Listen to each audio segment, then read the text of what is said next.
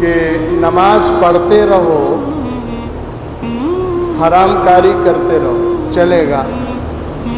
نماز پڑھتے رہو، ماں باپ کا حق مارتے رہو، نماز پڑھتے رہو، رشتہ داروں کے ساتھ تعلقات قطع کرتے رہو، نماز پڑھتے رہو، رشتہ داروں کے ساتھ بدتمیزی کرتے رہو، نماز پڑھتے رہو، ایک دوسرے کی تذلیل اور تحقیر کرتے رہو، ایک دوسرے کو نیچا دکھاتے رہو، نماز پڑھتے رہو، حج کرتے رہو، زکوٰۃ دیتے رہو، روزے رکھتے رہو اور بندوں کے ساتھ غلط ویوہار کرتے رہو، کیا تمہارا یہ عمل نیکی قرار پائے گا؟ نہیں، جب تک حقوق اللہ کے ساتھ حقوق العباد کی بھی کما حق ادائیگی نہ کرو گے تمہارا عمل نیکی قرار نہیں پا سکتا ہے۔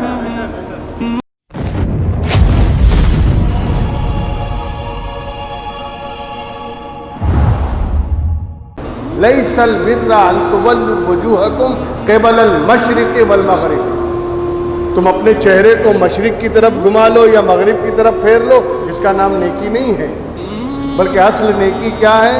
وَلَكِنَّ الْبِرَّ مَنْ آمَنَ بِاللَّهِ وَالْيَوْمِ الْآخِرِ وَالْمَلَائِكَةِ وَالْكِتَابِ وَالنَّبِيِّينَ۔ اصل نیکی یہ ہے کہ پہلے ایمان لاؤ اللہ پر، آخرت کے دن پر، فرشتوں پر، اللہ کی نازل کردہ کتابوں پر، اللہ کے بھیجے ہوئے نبیوں اور رسولوں پر۔ جب تم ایمان لاؤ گے تو تمہارا ایک آپشن پورا ہو گیا، ایمان والا آپشن پورا ہو گیا، لیکن صرف ایمان والا آپشن پورا کر لینے سے بھی تمہارا عمل نیکی نہیں بنے گا۔ صرف ایمان کا پورشن آپ نے پورا کر لیا، کمپلیٹ کر لیا، اللہ پر ایمان لے آئے، آخرت پر ایمان لے آئے اور یعنی نبیوں پر ایمان لے آئے، فرشتوں پر ایمان لے آئے، نبیوں پر ایمان لے آئے، تو کیا تمہارا اب ہر عمل نیکی بن جائے گا؟ نہیں۔ اب دوسرا چیپٹر سنیے، آگے اور ہے، وَآتَ الْمَالَ عَلَىٰ حُبِّهِ ذَوِي الْقُرْبَىٰ وَالْيَتَامَىٰ وَالْمَسَاكِينَ وَابْنَ السَّبِيلِ وَفِي الرِّقَابِ وَأَقَامَ الصَّلَاةَ وَآتَى الزَّكَاةَ، یعنی اتنا سب لمبا سب، یعنی اللہ بتانا یہ چاہتا ہے کہ پہلے کا جو آپشن تھا وہ ایمان کا خانہ تھا، اب دوسرا جو ہے یتیموں پہ مال خرچ کرو، رشتہ داروں کا خیال رکھو، عزیز و اقارب کا لحاظ کرو اور ان کی مدد کرتے رہو، یتیموں کی مدد کرو، مسکینوں کی مدد کرو، مسافروں کی مدد کرو، یہ ساری چیزیں قرآن نے بیان کی۔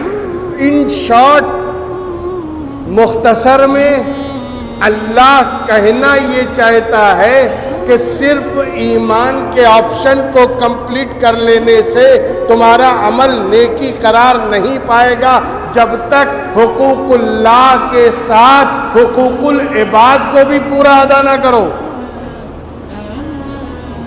بات سمجھ میں آ رہی؟ یعنی مطلب اور تفصیل سے میں آپ کو بتاؤں کہ نماز پڑھتے رہو، حرام کاری کرتے رہو، چلے گا؟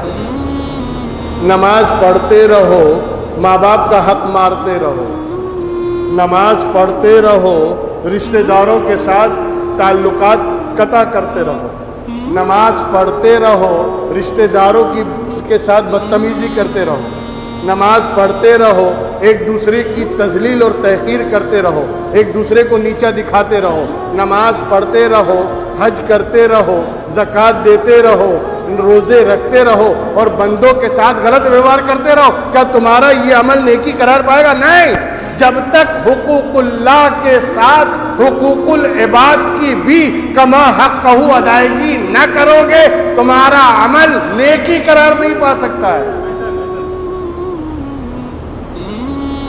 آج یہی تو ہو رہا ہے، ہم سوچتے بس نماز پڑھے بات ختم، نماز پڑھ لیا تو بس اپنے آپ کو شاہ عالم سے تو نیچے سمجھنا ہی نہیں ہے، قطب عالم سے بھی 2 قدم آگے ہو گئے معاذ اللہ۔ 5 وقت نماز کیا پڑھتے ہیں، اپنے آپ کو ولی اللہ سمجھ رہے ہیں۔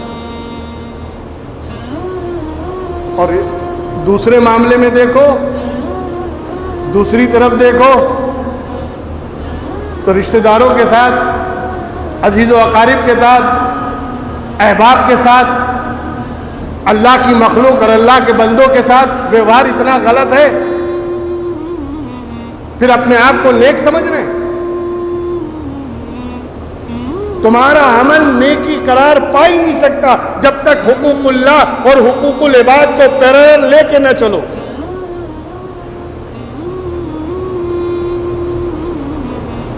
دونوں سملیرٹی چاہیے. ایک طرف حقوق اللہ کی ادائیگی ہو تو ایک طرف حقوق العباد کا پورا لحاظ ہو, تب تمہارا عمل اللہ نیکی قرار دیتا ہے. یہ پورا نسخہ اللہ نے قرآن میں بیان کیا کہ تمہارا عمل نیکی کب بنے گا. تمہارے چاہنے سے, تمہارا ارادہ کر لینے سے وہ عمل نیکی بن جائے؟ نہیں. اس لیے کہ ارادہ تو ہمارا ہے, ارادہ کرنے والے تو ہم ہیں. وَإِذَا أَرَادَ الشَّيْءَ أَن يَقُولَ لَهُ كُن فَيَكُونُ. وہ اللہ ہے کہ جب ارادہ کرتا ہے کسی چیز کا اور کہتا ہے ہو جا, وہ چیز ہو جاتی ہے. بھائی اسی نے ارادہ کیا ہم پیدا ہوئے, اسی نے ارادہ کیا ہم دنیا میں آ گئے. تو ارادہ ہمارا ہے, مرضی ہماری چلے گی. کیوں؟ خالق ہم ہیں, مالک ہم ہیں, بادشاہ ہم ہیں, شہنشاہ ہم ہیں, ہر چیز کے اوپر قادر ہم ہیں, مقتدر اعلیٰ ہم ہیں, اختیار ہمارا ہے. کرتے رہو پلاننگ, بناتے رہو منصوبے, ڈھانچہ تیار کرتے رہو. ہونا تو وہی ہے نا جو ہم چاہیں گے, رزلٹ دینا تو ہمارے ہاتھ میں ہے نا. پلاننگ کرنے کا تمہیں اختیار ہے, سازشیں کرنے کا تمہیں اختیار ہے, کنسپائریسی کرنے کا تمہیں اختیار ہے, ڈھانچہ بنانے کا تمہیں اختیار ہے, مگر رنگ بھرنے کا تو حق ہمارا ہے, نتیجہ دینے کا حق تو ہمارا ہے.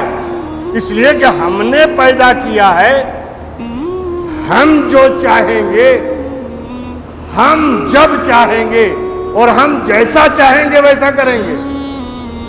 نہ ہم پر کوئی چیز فرض ہے, نہ ہم پر کوئی چیز لازم ہے, نہ ہم پر کوئی چیز واجب ہے. سب ہمارے قبضہ و اختیار کی بات ہے. ہم نے پیدا کیا, ہم تمہیں زندگی دیں گے, ہم تمہیں موت دیں گے. پلاننگ کرنے سے کوئی مرتا نہیں, سازشیں کرنے سے کوئی مرتا نہیں. موت دینا بھی ہمارے اختیار میں ہے, زندگی دینا بھی ہمارے ہاتھ میں ہے.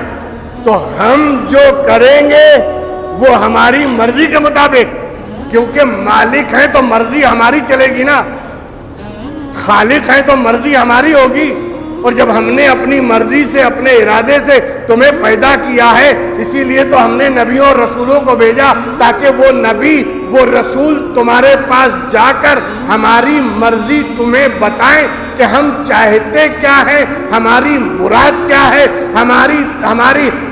ہماری مشیت کیا ہے, ہمارا ارادہ کیا ہے, ہم کیا چاہتے ہیں. اے بندو, تمہاری صبح کیسی ہو, تمہاری شام کیسی ہو, تمہارا دن کیسا ہو, تمہاری راتیں کیسی ہو, تم کیسے زندگی گزارو, ماں باپ کے ساتھ سلوک کیسا ہو, بیوی کے حقوق کی ادائیگی کیسے ہو, بال بچوں کی پرورش کا طریقہ کیا ہو, دوست و احباب کے ساتھ تمہاری یعنی کس طرح بیہیویئر ہونا چاہیے, یہ ساری چیزیں ہم نے اپنے رسولوں اور اپنے نبیوں کو بتا کر بھیجا اور بتا دیا انہوں نے تمہیں اس طرح زندگی گزارو. اسی کا نام اسلام ہے, اسی کا نام دین ہے, اسی کا نام شریعت ہے, اسی کا نام قانون ہے, اسی کا نام قرآن ہے, اسی کا نام حدیث ہے. یہ سب اللہ کی مرضی بتانے کے لیے تو آئے.